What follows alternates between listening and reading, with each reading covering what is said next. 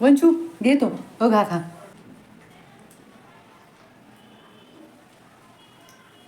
Hello friends, आज आपल्या आणखी एका नवीन ब्लॉगमध्ये तुमचं स्वागत आहे.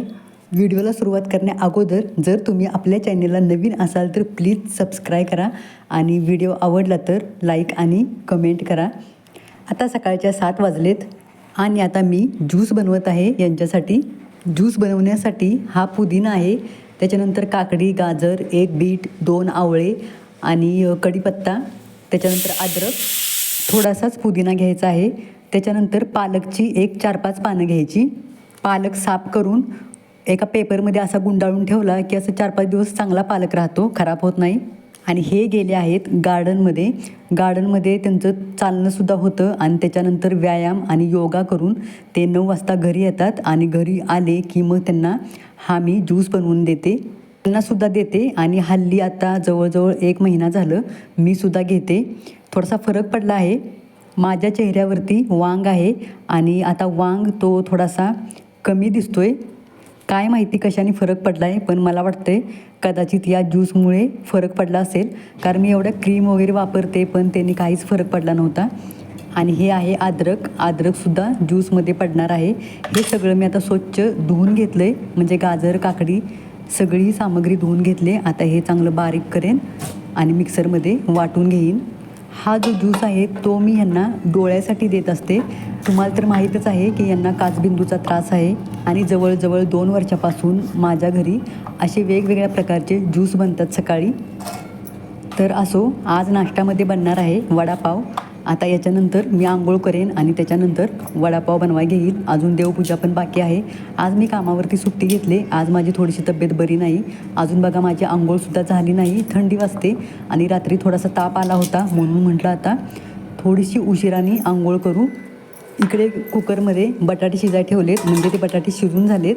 आणि आता ज्यूसला लागणारी सगळी सामग्री कटिंग करून झाले. मी बघा आता मशीन लावले, मशीन किचनमध्येच ठेवले आणि ही बघा इथे असं पिन जॉईंट करून मग इथे मशीनची वायर जॉईंट केले आणि मग हे बघा अशी इथे मशीन ठेवले. आणि इथं खूप असा जुगाड करावा लागतो. नंतर हा बेसिनचा पाईप काढायचा, परत तो बकेटमध्ये टाकायचा, नंतर हा इथे नळाला पाईप लावायचा.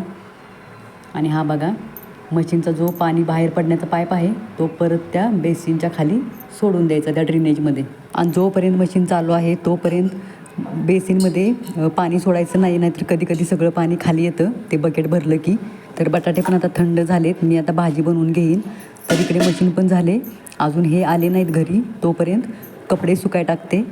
बाथरूममध्ये जागा आहे मशीन ठेवायला, तरीसुद्धा मी किचनमध्येच ठेवले. किचनमध्ये आहे जागा म्हणून म्हटलं चला इथेच ठेवावी. वडापाव बनवण्याची पूर्वतयारी झालेली आहे, म्हणजे पीठ भिजवलं आहे, त्याच्यानंतर भाजी पण बनवून थंड करायला ठेवले, फक्त त्याचे आता गोळे करायचे आहेत. आणि आता हे आले की ह्यांना पहिल्यांदा ज्यूस बनवून देईन आणि त्याच्यानंतर वडापाव बनवायला घेईन. तर हे आले आहेत, येताना त्यांनी पाव पण आणलेत. तर आता पहिल्यांदा ह्यांना ज्यूस देते आणि याच्यानंतर वडापाव बनवायला घेते.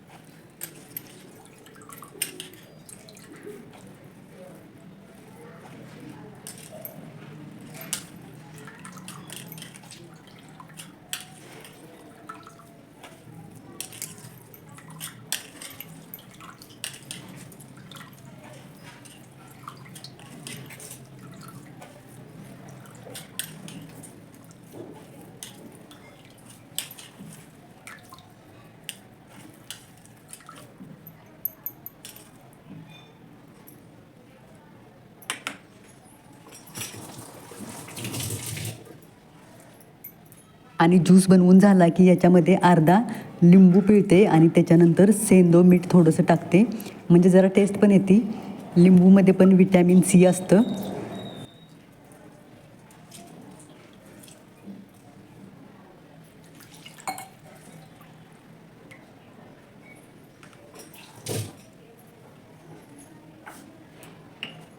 आणि आता सेंदव मीठ टाकून घेते.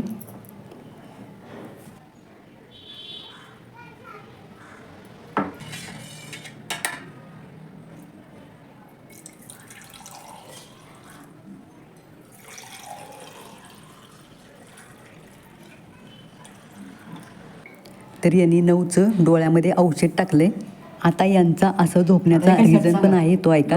दिवसातले 1-10 मिनिट असे झोपल्याने आपली पाठदुखी आणि आपली गुडघेदुखी कमी होते. काटकोनामध्ये 10 मिनिटं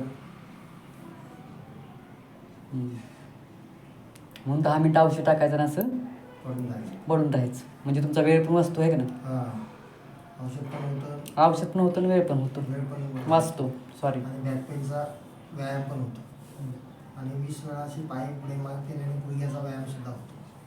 अशी वर खाली 20 वेळा मारवायची. त्याने गुडघेदुखी पण कमी होते, गुडघे पण रिलॅक्स होतात. चला आता किती वेळ झाला, आता ज्यूस पिऊया. हे बघा, हा जास्त वेळा तुमचा ज्यूस आहे आणि थोड्या वेळाला माझा ज्यूस. उलटं कर ना. काय उलटं करू? जास्त वेळा तुला घे. नको, तुम्हाला त्रास आहे जास्त, मला थोडा कसला त्रास आहे? अरे माझ्या विषयी तर इकडे तू जाईस, मला कसला त्रास आहे? तुम्हाला डोळ्याचा त्रास आहे ना. डोळ्याचा त्रास आहे.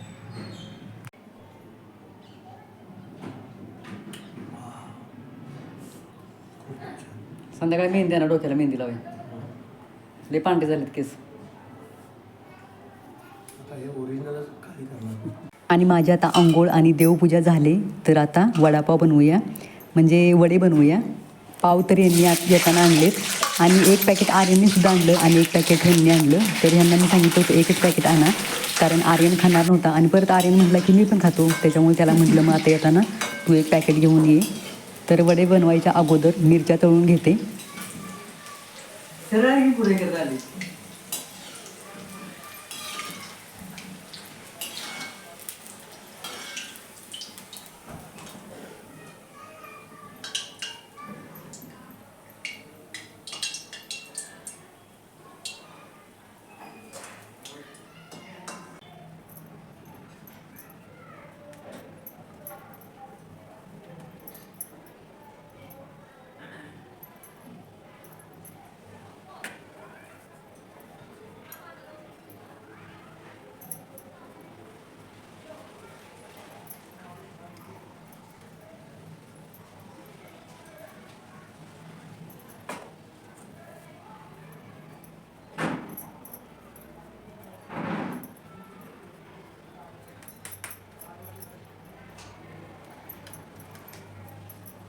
तुम्हाला जो आवाज येतोय तो हे देवाला नमस्कार करतात.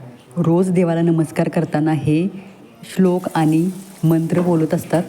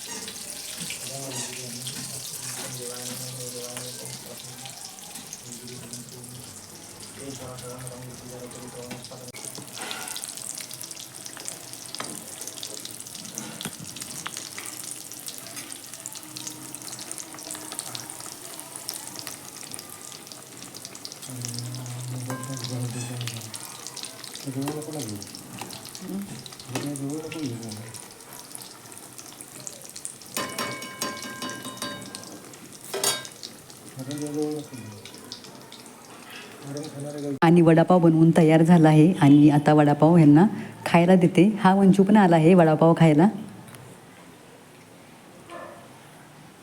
कसं झालं गावान? झालं का चांगलं?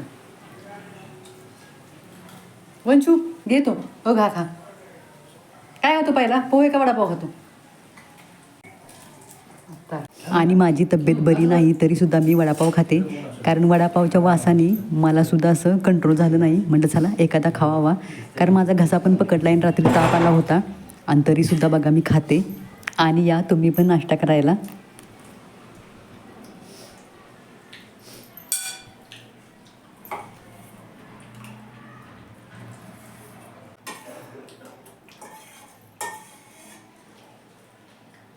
काय मिरची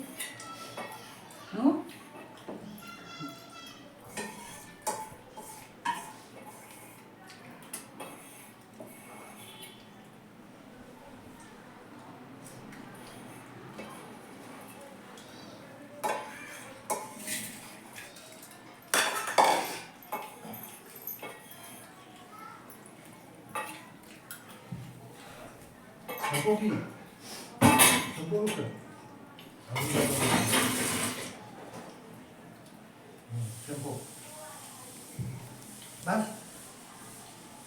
शंपू शंपू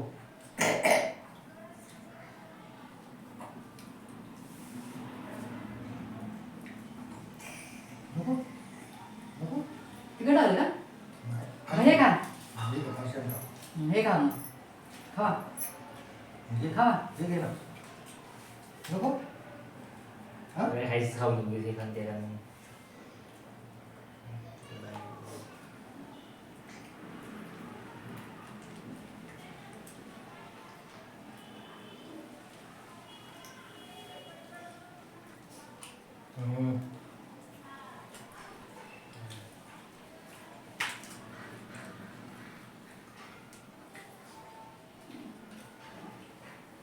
बघ दादा सांगतो तू पण खा खा घे पिल्लू सॉस लावू लावू का सॉस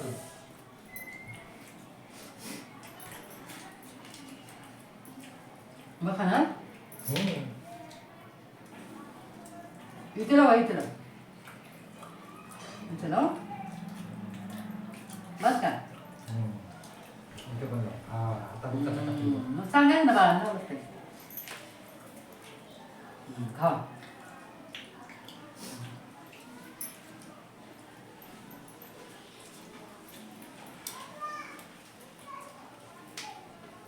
अरे पाव दिलं प्लेट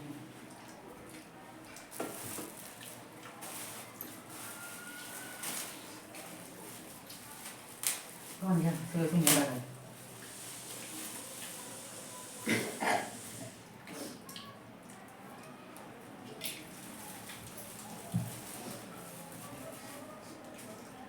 हे काढू नको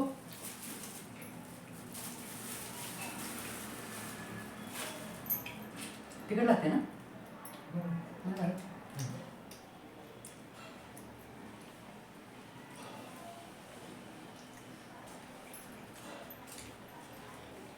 काय पाणी पाहिजे पाणी पाहिजे तुला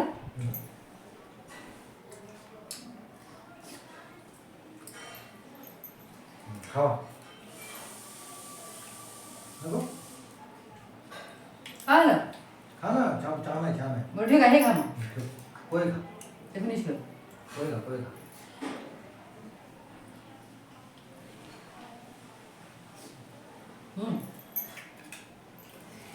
बंद का पोट खा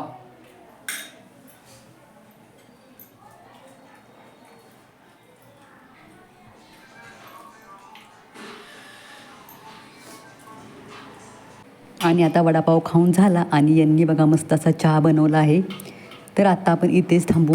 आजचा व्हिडिओ तुम्हाला कसा वाटला हे मला कमेंटमध्ये सांगा आणि व्हिडिओ आवडला तर लाईक सबस्क्राईब करा आणि प्लीज आपला चॅनल नवीन आहे चॅनलला सपोर्ट करा.